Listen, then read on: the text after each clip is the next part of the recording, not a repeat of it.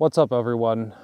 Today I wanted to address a very uncomfortable topic, and it's a bit uncomfortable because I don't think everyone is going to agree with what I have to say, and I certainly imagine that some people might even get a little bit outraged, but I want to speak the truth and really let you guys know where I stand with regards to cats, be it domesticated cats or wild cats, invading your garden.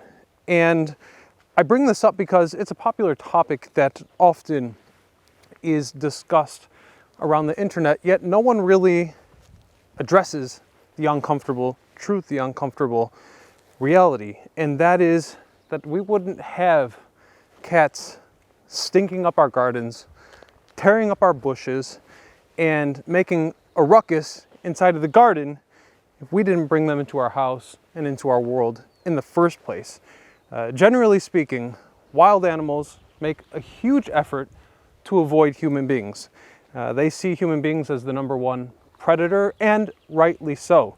Just a moment ago, I saw a deer creeping around the forest over there, and this deer froze, petrified, looked at me, and in the right moment, it made its absolute mistake.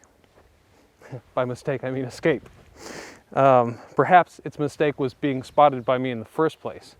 And now that deer is gone. I can't photograph it. I can't show you as much as I would like to. There are also some wild pigs in this vicinity. I haven't seen them. Why? Because they don't want to get shot. They don't want to get harassed. They don't want their young ones to be bothered. And whereas human beings have evolved with dogs for about 20,000 years, and there's definitely an undeniable relationship between man and beast in that sense, when it comes to cats, there is no true domestication. There is no true, genuine situation where a cat is going to feel legitimately at home inside of your house. They will always be a bit wild. Now, I found this out the hard way when a few months back, trying to be a good parent, I decided to take in a cat from the street. Everyone told me that I was rescuing the cat. Everyone told me that I was doing a very noble deed by taking the animal into the house. And I expected to have this incredible bond with the animal. You know, you see cat lovers sometimes treating their feline almost as a human being or as a baby. And I don't mean any disrespect to those people in this video. I certainly do acknowledge that there are some interesting bonds between people and cats. But very generally speaking, taking a stray into my home as a kid made me realize one very, very important thing. That cats, I mean actual cats, not the ones you buy from the store who were brought up in captivity and completely demented from living in cages and, you know, being jabbed by humans and pet and awed after. A real cat, a feral cat, is no more relatable to a human being than a bird would be, or a squirrel, or a fish even. And I realized this when I went to investigate and see if the cat had consumed any water or food. I was a little bit concerned it could be dehydrated in its first night with us, and I found it terrified up on the side of a wall with its claws out. And I realized that this thing doesn't belong in the house.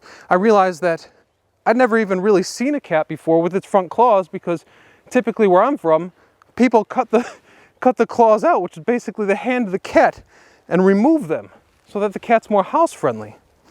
Anyways, it was a nice cat. It was relatively docile, didn't particularly care for me, definitely bonded with my children. And after some time passed, I noticed that although the cat was finding its way within our apartment, it had some natural tendencies that were necessary, marking its territory, which resulted in our couch being damaged on several occasions, climbing up on the table, because cats need a high perspective so that they will feel secure. And I'd chase the cat down with a spray bottle, only for following its natural tendencies. It would also seek food, investigate human food, meat that we had in the house. Wasn't very interested in the dried out, dehydrated, cardboard / fish blood filth that we had bought for it from the store, at a high price tag, by the way. This thing really wanted actual food. And someone suggested that the cat should be castrated. And I had to do some honest reflection. And I thought, we took this thing out of the wild. Granted, its lifespan may have been shorter.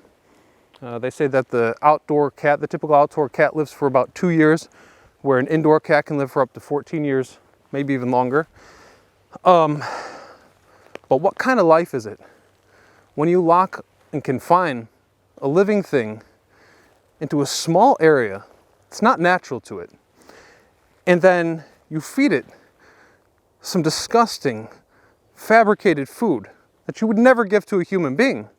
And that's the only thing it eats, by the way. It has no variety. It has no chance to carry out its natural instincts of marking its territory or mating even. And yeah, say what you want, the cat population is going to be excessive if we don't neuter cats, blah, blah, blah, blah, blah. But as garden lovers, you really want to manipulate nature in that way where we're actually capturing animals and castrating them, tying their tubes, locking them in houses? We would never really do that with a person and a human being. So yes, you can spray vinegar in your garden, and you can take many measures to prevent the cats from being there, but I would look at it from a little bit more of a conceptual perspective, if possible, and ask yourself, what are those cats doing in the garden in the first place?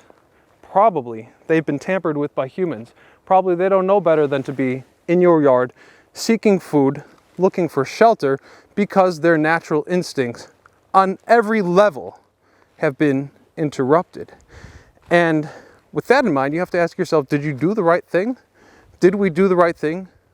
Messing with an animal, calling it a pet, treating it as a possession, something we own, another living thing? I mean, come on, in today's PC culture, that should get canceled ASAP, in my opinion. That's the first thing I would cancel. So in the case of our cat, I couldn't go through the castration. I could not resort to spraying it with a spray bottle for, wanting to have a little perspective on his surroundings. And I couldn't see him eating this store-bought trash when I could compare this cat to how he lived in the wild. So, and this might be controversial. I realize most people probably will not agree with what I'm saying here. And I don't mean to insult people who feel a kind of, almost human-like vibe with their pets. Perhaps there's something there that I'm missing, and I respect that. But we elected to bring our cats to grandparents who live in a kind of farm environment, and this cat roams outside. Now, it does come to the house, says hello, takes some food, but when I realized that we made the absolute correct decision is when the grandparents were cleaning a chicken, and the cat ate a foot of the chicken. I mean, the scaly, disgusting, sharp-nailed claw of a chicken. He preferred that over that fancy, expensive stuff we were buying from the shop. So you want to talk about instinct, you want to talk about nature, and you want to cultivate this world of, being truly organic and good to the earth. I would really encourage people to reconsider the notion of owning another living thing and then being surprised when the ones that end up back in the wild, be it half feral, half domesticated, come and piss in your garden. This is just my perspective on the matter. I don't think that there's any real good solution that would be humane with those type of cats. But we made our bed. We need to lie in it and perhaps really change our approach. And I want to just add one more thing. The whole bathroom situation, the toilet situation for a cat, it's not like us. When an animal goes to the bathroom, there's communication happening. There's actually a higher purpose to that deed.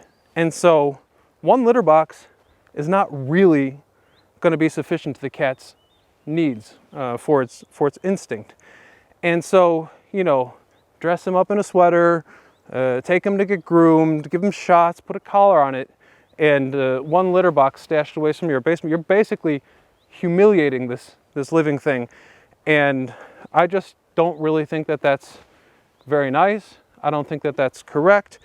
And I'd be very curious to hear your comments in the comment section below as to where you stand on the topic of cats in the garden. What is the correct humane solution to it?